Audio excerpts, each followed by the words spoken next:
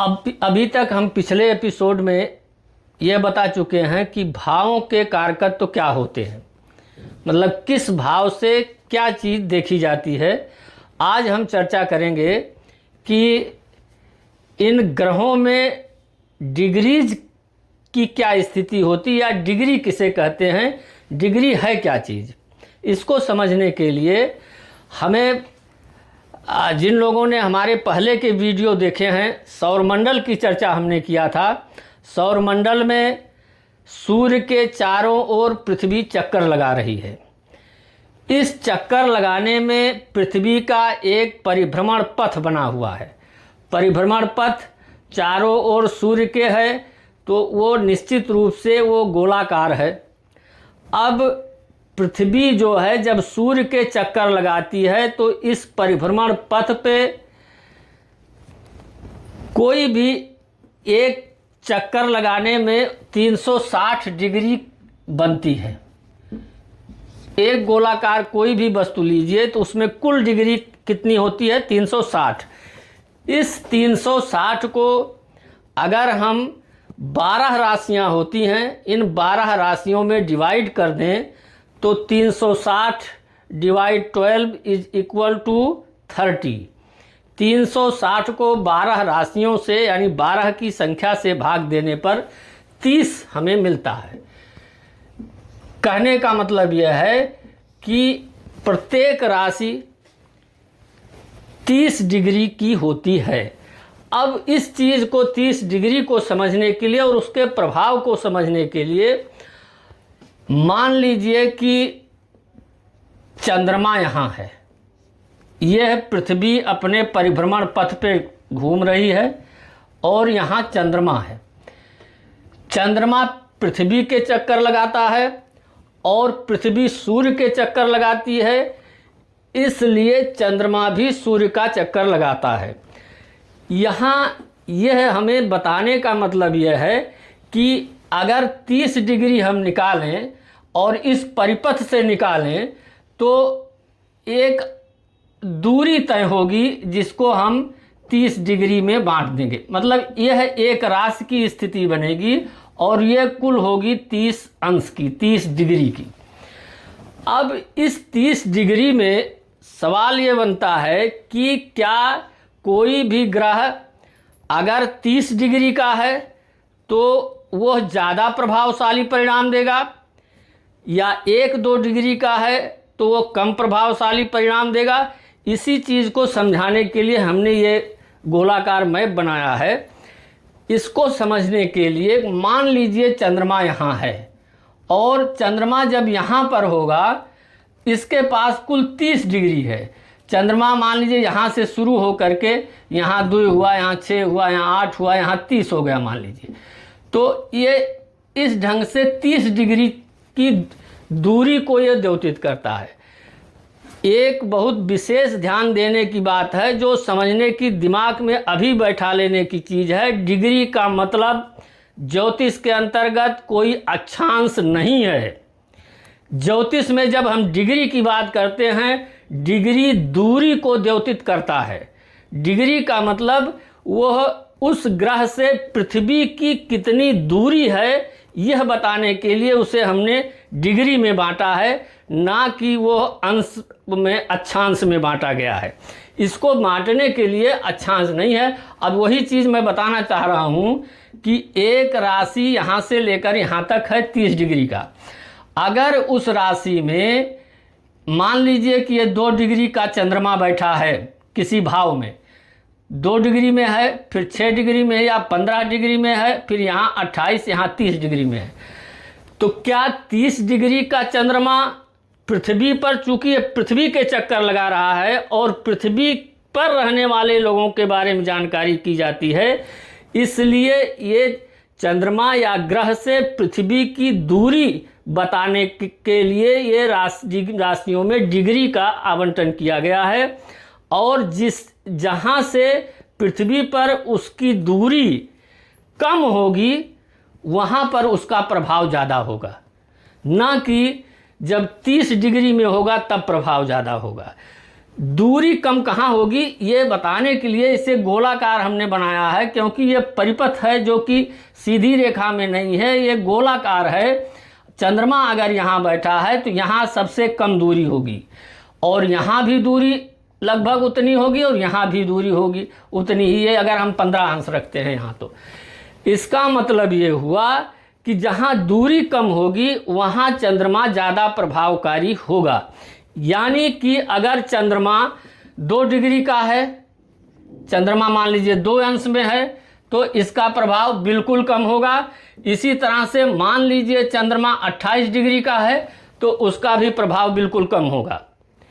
अब हम इसको समझने के लिए एक सामान्य ढंग से समझते हैं कि डिग्री से पहली बात तो जो मूल बात थी कि डिग्री दूरी को, ग्रह से पृथ्वी की दूरी कितनी है उस चीज़ को इंगित करती है।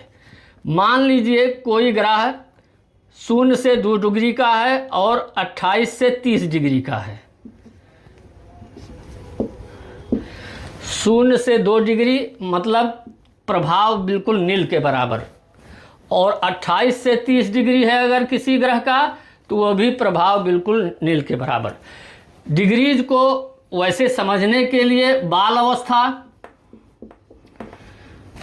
युवा अवस्था और प्रौढ़ अवस्था और वृद्धावस्था, इस ढंग से हम कह सकते हैं।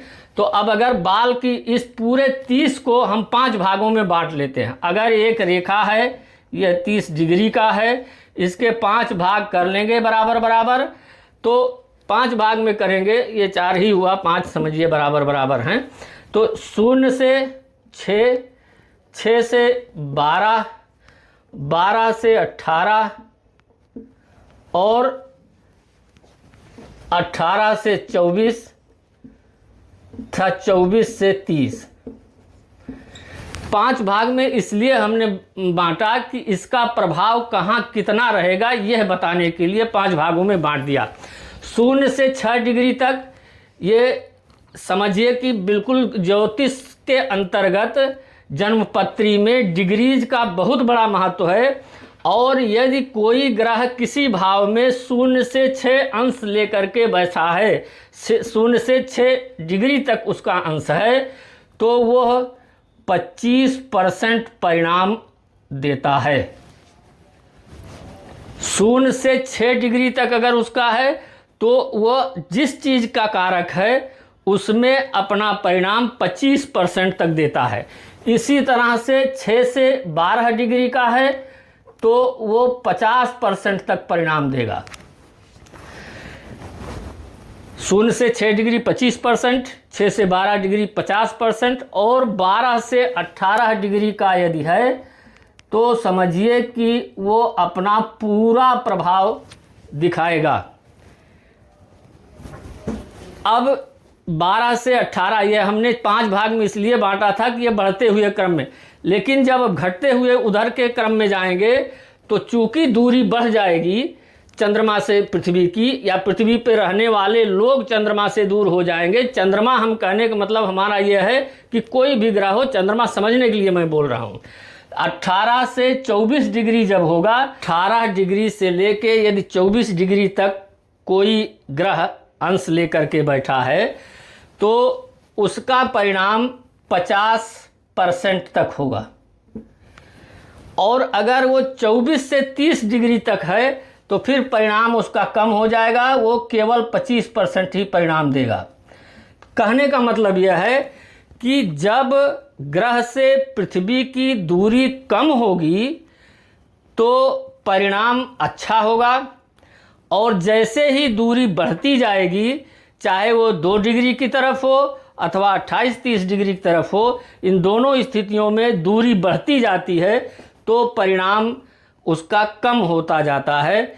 इसलिए 0 से 6 तक 25%, 6 से 12 तक 50% और 12 से 18 तक 100% परिणाम प्राप्त होता है।